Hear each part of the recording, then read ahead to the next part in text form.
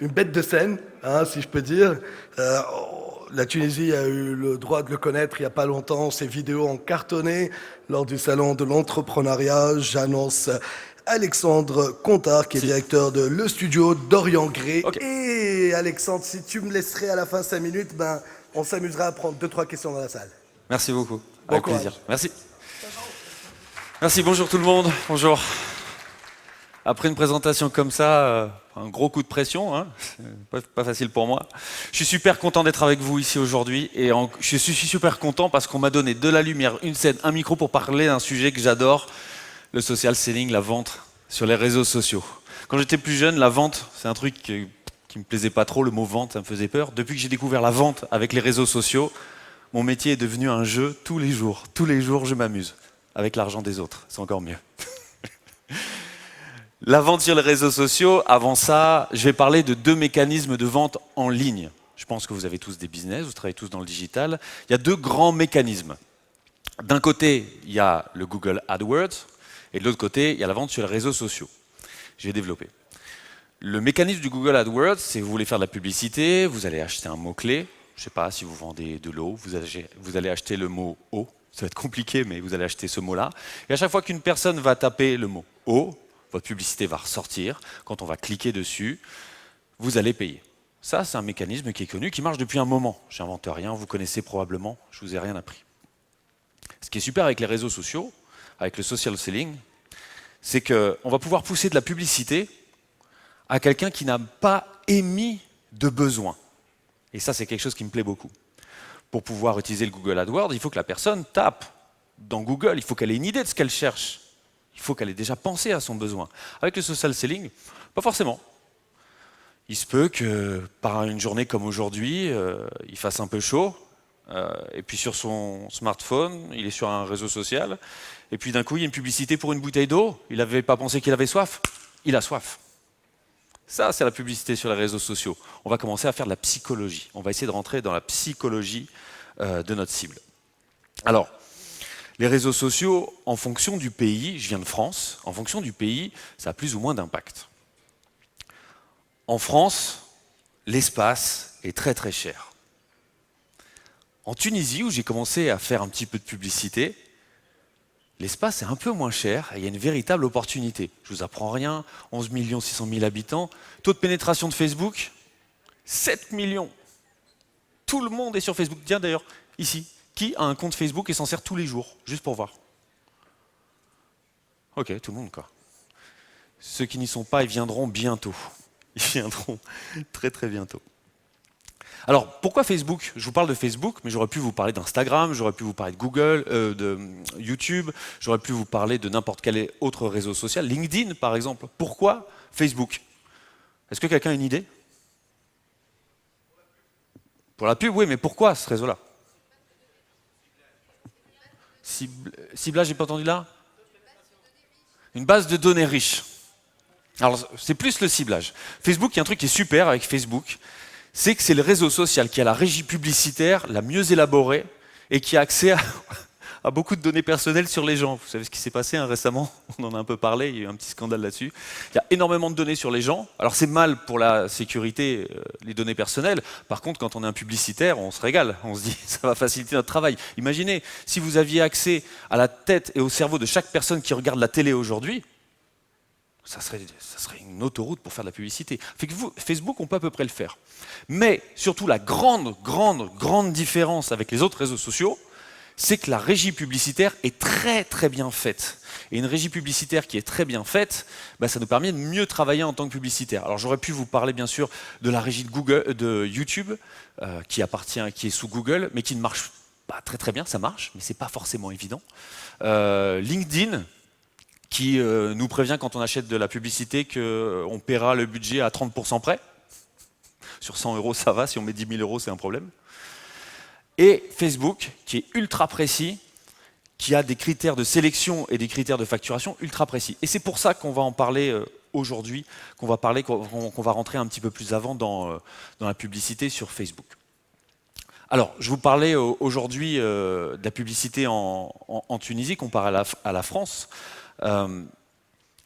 Ce qui se passe, j'ai fait des publicités en France, des publicités en Tunisie. Il y a ici en Tunisie des agences qui font très bien le travail, du digital, qui font très bien le travail. Mais au niveau des entreprises, il y a encore beaucoup d'entreprises qui négligent ce média. J'ai entendu des fois des gens dire « Facebook, c'est un truc pour les jeunes. Hein.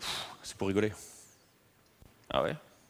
Quand je vois comment certains de mes clients font des sommes colossales de ventes via les réseaux sociaux, je me dis que les enfants aujourd'hui ont des jeux plutôt intéressants. Aujourd'hui, les réseaux sociaux, c'est plus quelque chose pour les jeunes. C'est plus quelque chose pour... On vend du B2B, en B2B, on vend en B2C. C'est plus une exception. Aujourd'hui, c'est en train de devenir une réelle réalité. Alors, je vous ai beaucoup parlé jusqu'à présent, je ne me suis même pas trop vraiment présenté, et je vais prendre 2 petites secondes pour le faire, parce que c'est quand même bien de savoir ce que je fais au quotidien. Je m'appelle Alexandre Contard, j'ai créé une entreprise qui s'appelle Studio Doringré, et à la base, je faisais de la vidéo. C'était mon tout premier métier. Je faisais de la vidéo. C'était il y a 6 ans. Et j'avais une grosse problématique, c'est que mes clients venaient me voir en disant bah, « c'est bien, la vidéo, on l'a mise sur le site, qu'est-ce qu'on fait maintenant ?»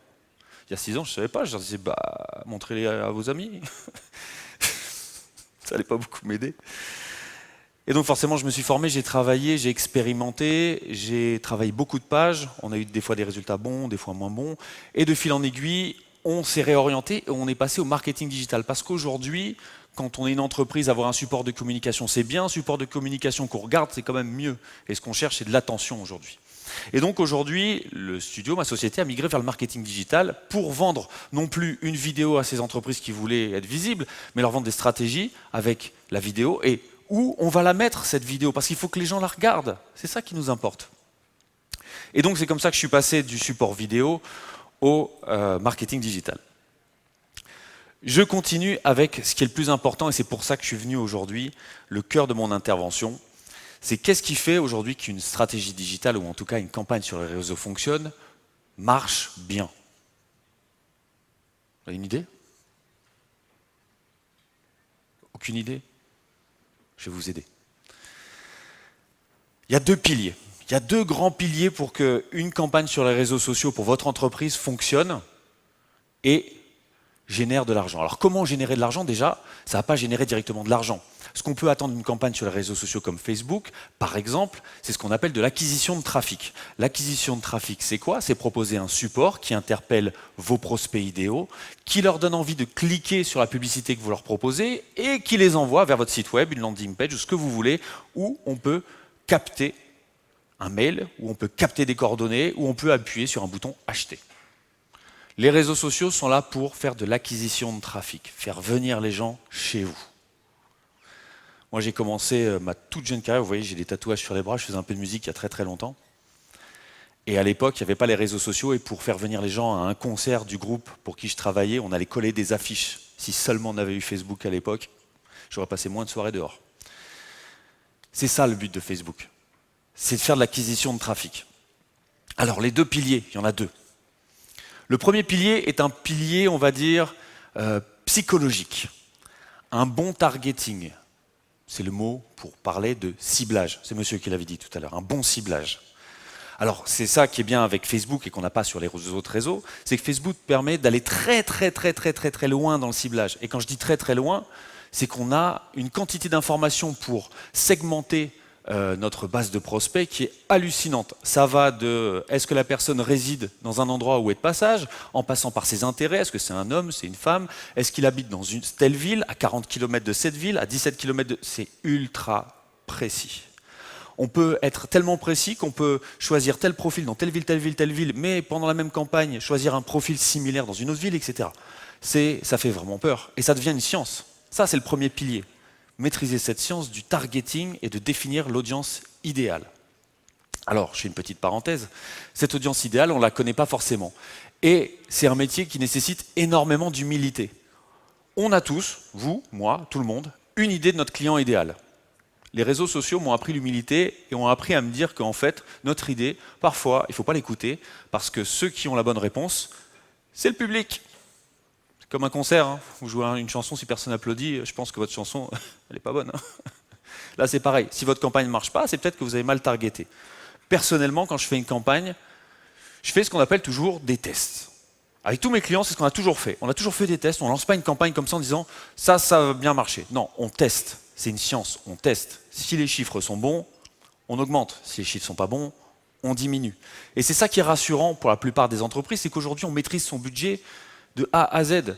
Si on voit que ça ne va pas, on reste dans les clous, on peut changer, etc. Cette science, ça devient limite un peu, je ne sais pas si vous regardez des films policiers ou des séries policières, c'est un peu ça, on essaie de profiler le client idéal, on essaie de trouver. Alors, il y a quand même des astuces. Aujourd'hui, Facebook, et ça peut faire très très peur, vous savez que Facebook enregistre tout ce que vous faites. Hein. Si vous allez liker un post qui parle d'un tournevis, Facebook dit « vous aimez le bricolage ». C'est vrai, ça enregistre tout.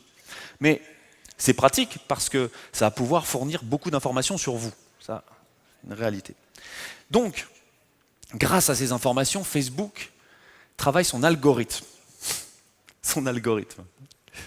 Pour tous les gens qui font du marketing sur les réseaux sociaux, c'est le saint algorithme. Parce que quand on commence à connaître comment il fonctionne, on arrive à faire des campagnes plus efficaces. Et donc forcément, on gagne plus d'argent.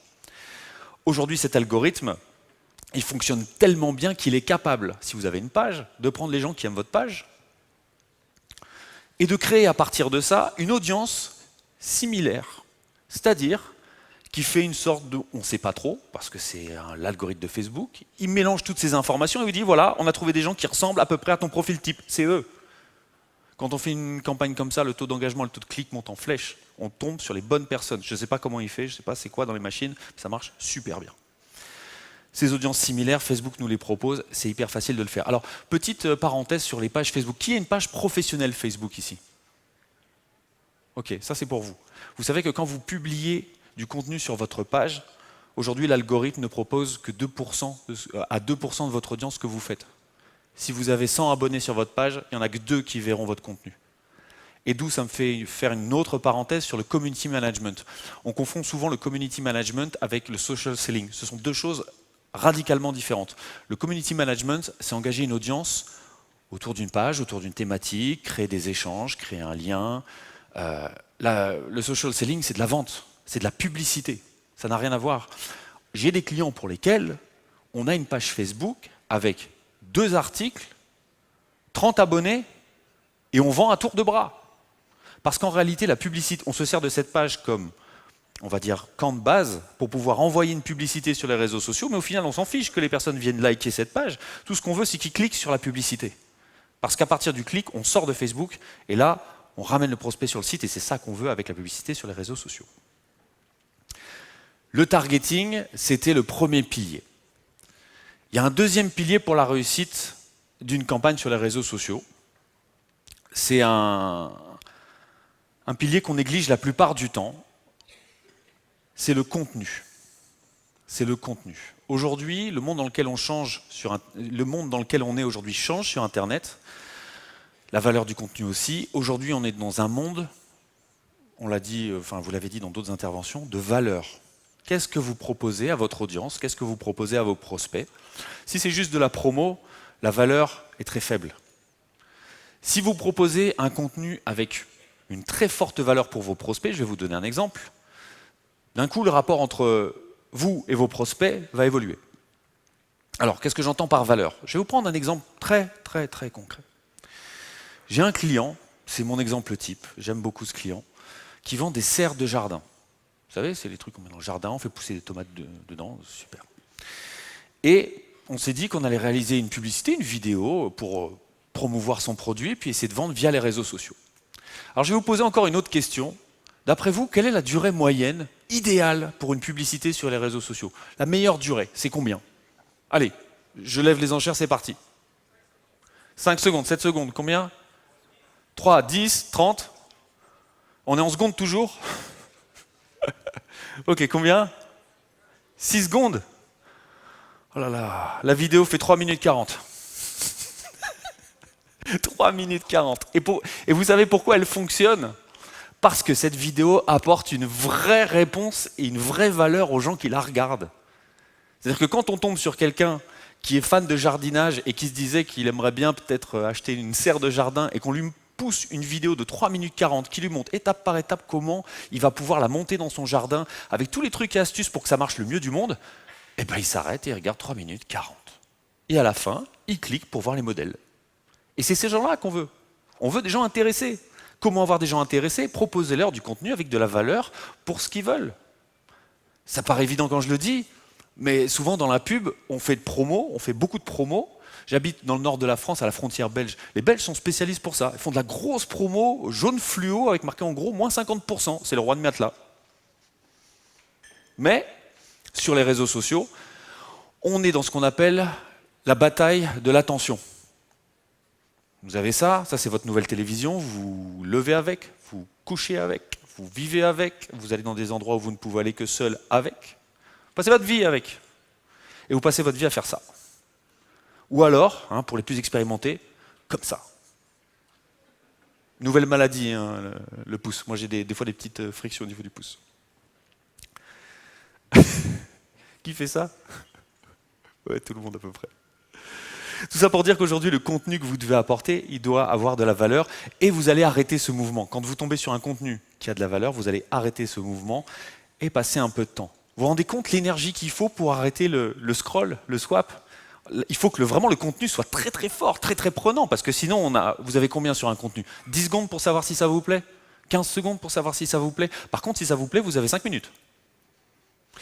Le deuxième pilier de réussite d'une campagne sur les réseaux sociaux, c'est ça. Le contenu, comment on imagine le contenu. Et là, alors là, il n'y a pas de règle, c'est la créativité, et c'est surtout bien connaître son client. C'est ce que je dis souvent à mes clients, et quand je travaille avec un nouveau compte, ou en tout cas avec un nouvel univers de clientèle, la première chose que je fais, c'est que je vais sur le terrain, et je vais discuter avec les gens. Parce qu'en fait, on oublie une chose, c'est que les réseaux sociaux, c'est peut-être du virtuel, mais les vraies réponses sont dans la vraie vie. Si demain je devais vendre des pneus pour les voitures, la première chose que je ferais, c'est d'aller dans un magasin qui vend des pneus, et je vendrais des pneus pendant une journée. Et je récupérais les informations des clients, parce que c'est les clients qui ont la réponse. Et en ayant ça, j'irai voir le responsable du magasin en disant on va faire une vidéo qui parle de ça, parce que ça intéresse les gens. Alors, ça c'était pour la petite histoire, on le fait autrement. Ce qu'on fait en général, par exemple pour un client qui a des enseignes lumineuses pour les magasins, on fait un brainstorming avec tous les commerciaux. On les réunit autour d'une table et on dit « Ok, donnez-moi vos cas clients les plus originaux, les questions qui reviennent souvent. » Et on fait des statistiques. Et on prend l'avis des gens. La publicité sur les réseaux sociaux, c'est une publicité qui est en adéquation avec les utilisateurs. Moi, c'est un truc qui m'énerve dans la publicité, parce que je suis un publicitaire. On oublie trop souvent le client final, l'utilisateur final. Les meilleures campagnes de vente sont celles où à la base on ne vend rien, on donne de la valeur. Parce que quand on a donné de la valeur, la personne vient derrière et dit c'est avec vous que je travaille parce que j'ai appris tellement de choses de vous, en tout cas j'ai vu tellement de choses, j'ai découvert tellement de choses, que c'est là que je vais acheter. Alors, globalement, voilà comment fonctionne aujourd'hui la publicité sur les réseaux sociaux. J'ai un peu plus de temps, il y a quelque chose que j'aimerais faire avec vous aujourd'hui.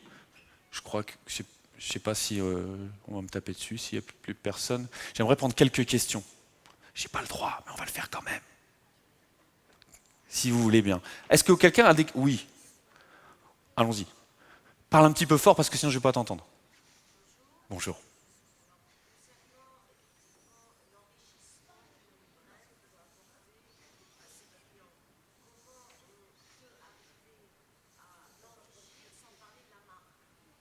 À l'enrichir sans parler de la marque.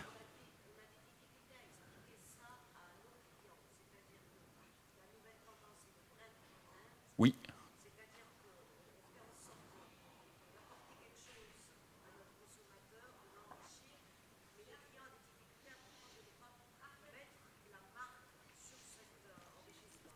Tu sais comment je fais? Je vois ce que tu veux dire. Comment faire passer tes clients de la promo, en fait l'image qu'il a de la publicité de base, à une stratégie aujourd'hui où on met du contenu qui a de la valeur pour le public cible? Comment on fait basculer le client de l'un à l'autre? C'est une très bonne question. Ma meilleure réponse, c'est proposer une campagne test. Ça va, tout le monde a saisi? Ok. Une campagne test. La meilleure chose qui convainc les clients, et je pense que c'est valable pour tout le monde, surtout quand on met de l'argent dans une campagne, quand on achète de l'espace, c'est les chiffres. Si tu fais une campagne qui est promo, et que tu fais à côté une campagne avec du brand content, tu proposes à ton client de le faire avec une valeur un peu moins, tu ne mets pas trop d'argent, tu fais quelque chose d'assez simple, et tu montres que les chiffres d'engagement sont beaucoup plus forts sur ta campagne de brand content que sur ta campagne promo, alors tu auras perdu un peu de temps en pédagogie avec ton client, mais après, une fois qu'il aura vu les chiffres, il te dira « fais-moi du brand content ». Tu vois ce que je veux dire? Oui. La meilleure solution, si, il faut citer la marque, tu vas pas faire du contenu pour qu'après il aille voir la concurrence. Mais il ne faut pas le mettre en gros, parce que sinon, si tu mets tout de suite la marque en gros et tu proposes une solution à un problème, les gens vont dire ah encore un publi rédactionnel et ils passent à côté. C'est un peu du placement produit aujourd'hui. Tu vois les influenceurs sur Instagram, aujourd'hui ils fonctionnent comme ça. Ils font c'est pour ça qu'il y a une législation. Alors en France, je ne sais pas comment ça se passe ici, où tu dois mentionner quand tu as un partenariat ou quand tu vends un produit. En France, on doit le mentionner, sinon on est passible de pénalité. Il faut inclure ta marque dans la réponse, mais pas le mettre en gros. Et c'est pas évident pour une marque, parce qu'elle va dire non, mettez-moi le logo plus grand. On connaît, hein. C'est ça toute la difficulté. Mais il faut montrer des chiffres. Moi, c'est comme ça que je convainc mes clients, avec des chiffres. Ok, si on a une autre question, on la prend, on y va. Bonjour. Bonjour. T'as un bon micro. J'ai voulu savoir ton avis par rapport aux nouvelles algos de Facebook, par rapport à l'impact sur... Je le déteste. Je le déteste. Ouais. Je vais te dire une chose. Toi aussi. Ouais. On est deux, je crois, comme tout le monde. Mais ils ont raison. Si j'étais Zouki... J'aurais fait pareil. Regarde, tout le monde a des pages, c'est un outil gratuit qui t'offre plein de possibilités, tu paies rien du tout et tu fais plein d'argent. À un moment, les pages de marque, il faut qu'elles payent. Il faut monétiser ça, quoi. C'est normal. Par contre, moi, ça me choque pas et je le vis très bien parce que quand tu regardes combien coûte un spot télé à faire et à acheter l'espace, comparativement, c'est comme si tu achetais un paquet de cacahuètes. Ouais. Donc, je trouve que c'est de bonne guerre au fond. Par contre, ce qui est un peu chiant, c'est quand tu essaies d'animer une page au quotidien, et je pense aux community managers, qui doivent vraiment galérer parce qu'ils font du super travail, et comme l'algorithme est pourri, alors pour ceux qui n'ont pas suivi, globalement, l'algorithme de Facebook dit, tu m'arrêtes si je me trompe, dit on va proposer en priorité dans le newsfeed, dans le feed d'actualité, d'abord les publications de vos amis et de votre famille. Ouais, c'est ça. Et les pages non. Donc un super community manager qui fait un super travail, de base, il n'est pas aidé. C'est ça le problème. Donc, mon avis, il est que, oui, il n'est pas très bon, mais après tout, quand on fait du social selling, si tu ne mets pas de l'argent sur tes campagnes, de toute façon, ça ne marchera pas. Donc, ça te coûtera forcément de l'argent. Encore plus d'argent. Ouais. Merci. C'est une autre question. On le prend en chaîne. Ouais, non? Ah, par là. Je ne vois pas bien. Attends, monsieur, je te donne le micro. J'en ai profité, ils ne sont pas là, alors continue. Donc, bonjour. Salut. Donc, comment voyez-vous les campagnes qui ont pour but d'attirer les clients cibles vers une vente physique et non pas une vente web? C'est très bien. C'est très bien. Je pense que ça marche aussi. Aujourd'hui, des campagnes qui attirent vers un événement, ça fonctionne également. Je pense que c'est utile et ça fonctionne. Tu as un doute là-dessus? Non, j'ai pas de doute, mais j'ai voulu prendre votre avis par rapport à ça et voir. Donne-moi ton exemple, parce que tu dois avoir un exemple par rapport à ça. Par exemple, si je veux attirer de la clientèle vers mon restaurant ou mon salon de thé ou n'importe quoi. Ok, ton salon de thé, ouais, super, c'est un très bon exemple et je vais te donner un exemple que j'ai par rapport à la restauration. Si j'étais restaurateur aujourd'hui, chose que je ne peux pas tout faire, j'utiliserais les réseaux sociaux pour faire ceci. On peut choisir dans l'interface publicitaire de Facebook, dans ce qu'on appelle le Power Editor, on peut choisir les horaires de diffusion des publicités. Et si j'étais un restaurateur, je ferais une publicité tous les jours de la semaine entre 10h30 et 11h30. Entre 10h30 et 11h30 avec une photo de mon produit, tu sais, genre appétissant comme les hamburgers, tu sais, avec la viande cuite, avec le fromage qui coule, entre 10h30 et 11h30 tous les jours, pour que la personne qui fait une petite pause, dont il n'a pas le droit sur son ordinateur, son smartphone au bureau, elle dise ah, je mangerais bien un hamburger. Tu vois, c'est ça la psychologie du consommateur, c'est d'aller le chercher là où il est, au moment où il est, avec le comportement qu'il a. Donc oui, c'est ce que je ferais. Donc je pense que ça marche. Et si j'avais un salon de thé avec un événement particulier, je ferais des publicités pour les restaurants le soir. Je les ferais par exemple vers 17h, quand on en a marre de travailler et qu'on est en train de se dire « Tiens chérie, ça ne dirait pas d'aller manger au restaurant ce soir ?» À ce moment-là, d'avoir la pub, à ce moment-là. Mais je ne ferai pas des pubs le matin. Tu vois? Donc oui, je pense que ça marche, mais il faut juste bien les cibler. Mais ça marche très bien. J'ai une question. Oui. Si je peux. Bah bien sûr. En même temps, c'est toi qui présente. Si tu me dis de m'en aller, je m'en vais.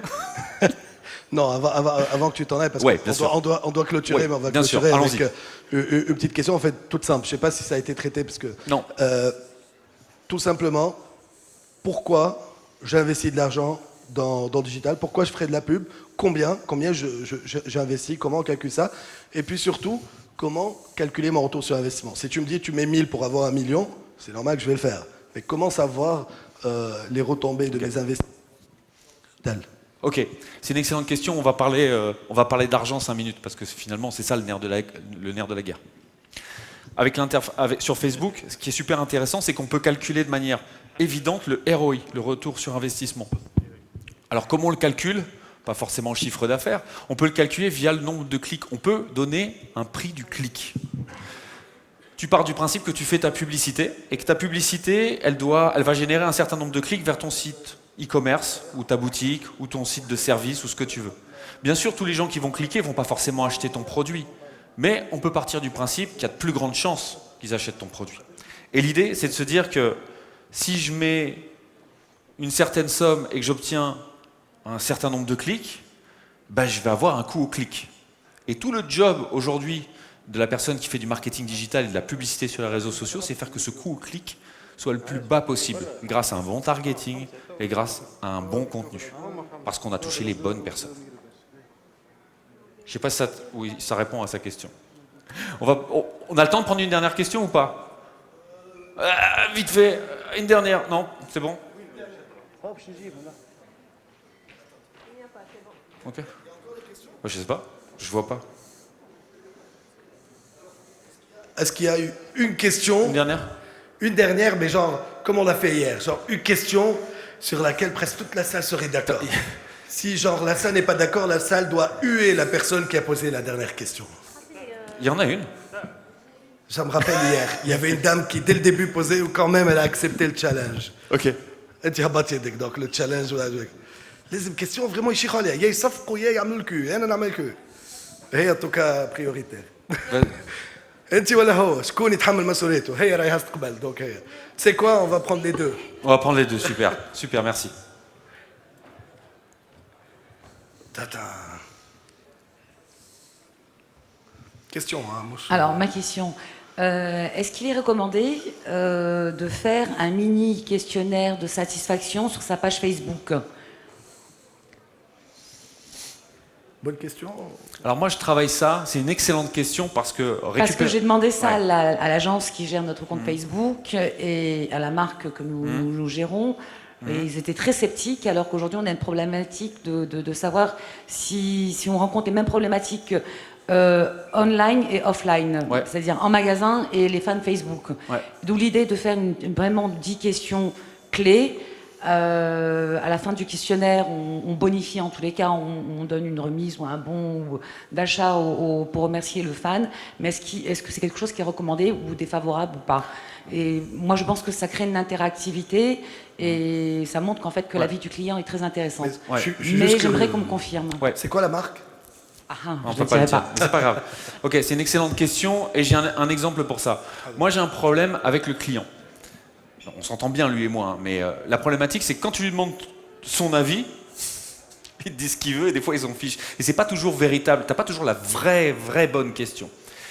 En plus, quand tu utilises ta page Facebook pour faire un questionnaire, excuse-moi de mon langage, mais t'es cramé. Tout le monde a vu que tu étais en train de faire un questionnaire pour essayer d'orienter ta politique et donc tu étais à l'écoute de ton client. Le problème pour moi, c'est que c'est trop évident, tu vois. Et le client n'a peut-être pas envie de voir ça de manière évidente. Sur une des pages que je gère, ce qu'on fait, on fait une stratégie en 2 temps. Premier temps, sur la page Facebook, on fait des sondages avec les gifs, tu sais, genre oui ou non. C'est une question, il y a un petit gif animé sous forme d'une blague et on pose des vraies questions. Mais c'est sous forme d'une petite pirouette, une blague, on en fait un par semaine, comme ça. Mais on collecte de la data comme ça, discrètement, et en amusant les gens avec un côté entertainment. On n'offre rien en échange. En parallèle, par mail, on envoie un mail avec marqué en gros, c'est pas un mail, tu sais, qui tombe dans les spams avec trop d'HTML dedans. Si tu réponds à ce questionnaire, tu vas avoir ça. On met le questionnaire, on est très blow dans le mail parce qu'on sait que les gens le lisent très vite et il faut tout de suite toucher. Et on a un taux de retour qui est vraiment important. Et ça, c'est plus discret parce qu'il n'y a que les gens qui ont répondu, qui ont reçu le mail, qui sont au courant du truc. Et on est plus dans une phase un peu plus subtile pour obtenir notre data plutôt que d'un blog sur le réseau social. Ok, Alex. Voilà. Bonne question, bonne réponse. Monsieur. Voilà, j'espère que ça répond à ta question. Pour être dans l'esprit de ce sommet, est-ce que c'est pertinent d'utiliser les réseaux sociaux pour faire des révolutions comportementales? Comme hier, par exemple, on avait l'extrait de naissance qui serait extrait électroniquement et tout. Est-ce qu'on pourrait faire impulser les politiques publiques à travers les réseaux sociaux? Je pense que oui. Je pense que oui, c'est une excellente question. Et je pense que oui, aujourd'hui, tu peux influencer les gens. Enfin, je vais te dire, je vais ouvrir une porte déjà ouverte, mais les élections en général sont influencées via les réseaux sociaux. Sinon, les hommes politiques ne seraient pas sur les réseaux sociaux. Je pense qu'aujourd'hui, on peut changer l'image de quelque chose, on peut changer un comportement avec une bonne campagne. Par contre, soit tu dois aller très très vite et il te faudra beaucoup d'argent, comme pour des campagnes électorales, c'est souvent le cas. Soit si tu veux changer un comportement en profondeur, c'est extrêmement long. Mais c'est possible, j'y crois, dur comme fer. Vraiment. Alors je ne vais pas développer le sujet parce que sinon on est parti pour un long débat, mais je pense que les réseaux sociaux, le cœur de la publicité, c'est la répétition de l'information. Et tu sais que c'est comme une chanson. La première fois que tu entends une chanson à la radio, tu te dis ouais, j'aime pas. Enfin, nous les Français, c'est ce qu'on fait. Et la deuxième fois, tu dis oh, peut-être. La troisième fois, tu dis ah, c'est pas mal. Et la cinquième fois, tu dis écoute, j'aime bien cette chanson. À force de répéter quelque chose, ça rentre dans la tête.